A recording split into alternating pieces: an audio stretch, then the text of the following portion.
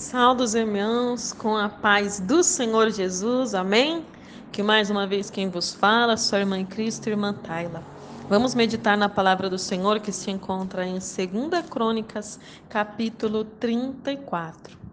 2 Crônicas, no Antigo Testamento, capítulo 34, versículo 1 em diante, que nos diz: Josias abole a idolatria. Tinha Josias 8 anos quando começou a reinar, e 31 anos reinou em Jerusalém. E fez o que era reto aos olhos do Senhor, e andou nos caminhos de Davi, seu pai, sem se desviar deles nem para a direita, nem para a esquerda. Porque no 8º ano do seu reinado, sendo ainda moço, começou a buscar o Deus de Davi, seu pai. E no 12º ano, começou a purificar a Judá e a Jerusalém dos altos, e dos bosques, e das imagens de escultura e de fundição. E derribaram perante ele os altares de Balaíns, e cortou as imagens do sol que estavam acima deles, e os bosques, e as imagens de escultura e de fundição quebrou e reduziu a pó, e o espargiu sobre as sepulturas dos que lhe tinham sacrificado. Amém? Vamos ler aqui o versículo 7. E tendo derribado os altares e os bosques e as imagens de escultura, até reduzi-los a pó, e tendo cortado todas as imagens do sol em toda a terra de Israel, então voltou para Jerusalém. Amém? Amados, esta palavra que o Senhor nos deu nesta manhã é uma palavra de exortação, porém também uma palavra de esperança. Veja que Josias tinha 8 anos de idade quando ele começou a reinar. Ele foi rei ainda muito criança, e você sabe por quê? Porque o seu pai, Amon, foi assassinado quando Josias tinha 8 anos de idade. Sim, o pai dele, que era rei, também descendente filho de Davi, não adorava ao Deus de Israel. Ele era um rei idólatra. Ele fazia tudo que era mal perante o Senhor e não se humilhava perante o Senhor para se arrepender dos seus pecados. E ele se multiplicou em todos os seus delitos. E diz aqui que conspiraram contra ele os seus servos, os seus próprios súditos, amados. Os servos do rei conspiraram contra ele e o mataram em sua própria casa. E aí, por isso, que Josias foi rei tão moço, tão menino, com apenas 8 anos de idade. E o que acontece, amados? Josias, ele tinha tudo para dar errado, porque o pai dele não servia a Deus. O pai dele foi assassinado. Ele podia crescer uma criança, um jovem revoltado, um jovem mimado, porque ele era rei, ele tinha tudo que ele queria, tudo que ele desejava, só não seu pai. Ele poderia luxuriar, ostentar, poderia maltratar todos os servos do pai dele, porque foram os servos que mataram o pai dele, né? Mas não, Josias, diz a palavra do Senhor, que com apenas 16 anos de idade, ele começou a buscar o Deus de Davi, seu pai, seu ancestral, seu bisa, tatara, e por aí vai, avô. E diz aqui a palavra do Senhor, que com 16 anos ele começou a reinar, e com 20 anos ele começou a tomar uma atitude. Tirar do meio do povo de Israel tudo que remetia à idolatria. Ele quebrou os ídolos, ele quebrou os postes, ele destruiu as imagens do sol, destruiu os Baalaíns, que eram uns ídolos de madeira ou de pedra. E diz aqui também, amados, que no 18º ano do seu reinado, tendo ele já purificado a terra, ele enviou a Safã, filho de Azalias, e Maazéias, maioral da cidade, e a Joá, filho de Joacás, registrador, para fazerem o quê? Repararem a casa do Senhor, seu Deus. Amados, ouça, medite nesta história do rei Josias. Como eu disse, ele tinha tudo para dar errado, para crescer revoltado.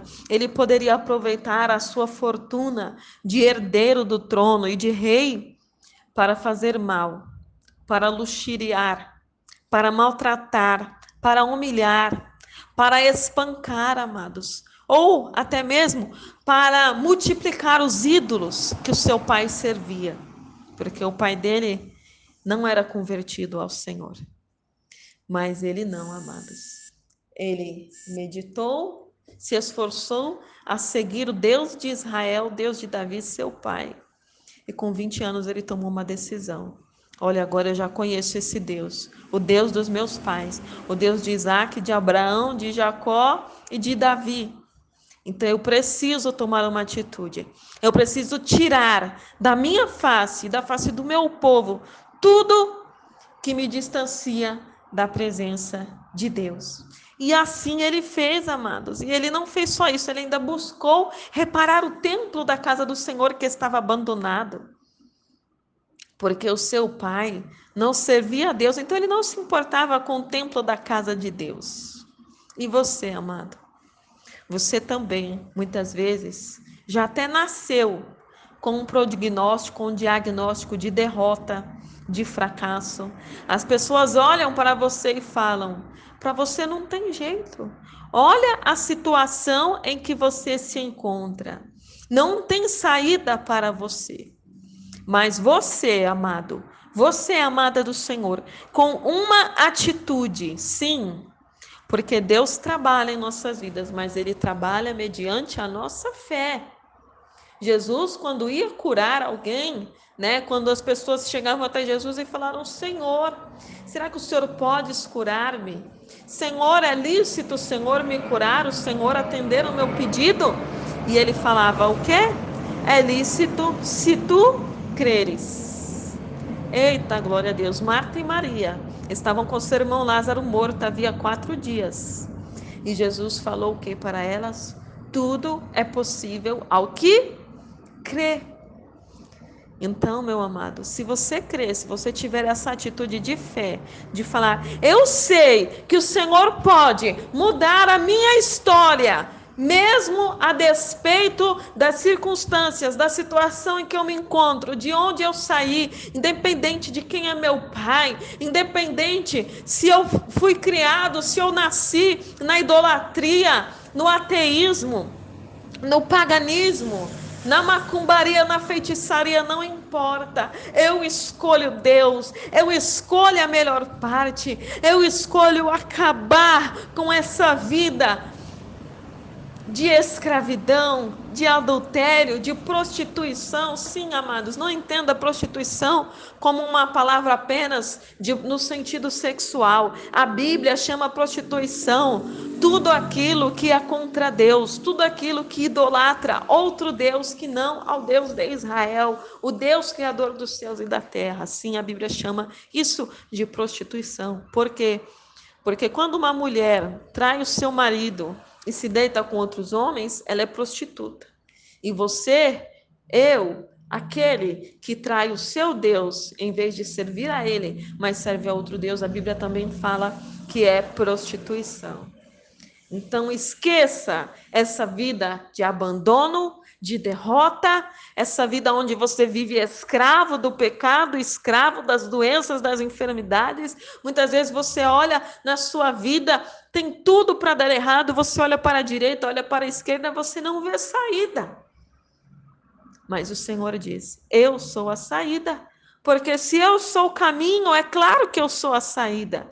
No final do caminho tem uma porta. E Jesus diz: eu sou a porta. E quem entrar por mim, entrará e sairá. E achará pastagens. Por que achará pastagens, amados? Porque Ele é o caminho, a verdade e a vida. Ele é a porta, mas Ele também é o bom pastor, que deu a sua vida pelas suas ovelhas. E Ele te leva a pastar por pastos verdejantes. Ele te leva às águas tranquilas e refrigera a sua alma. Mesmo que você ande, amado, pelo vale da sombra e da morte, não temas, porque o Senhor está contigo. Aleluia, é o que diz a palavra do Senhor, amém? Então fique com esta palavra nesta manhã para a sua vida. Se tem algo errado, amado, coloque no lugar, te conserta. O rei Josias chamou o povo de Israel ao conserto, aleluia.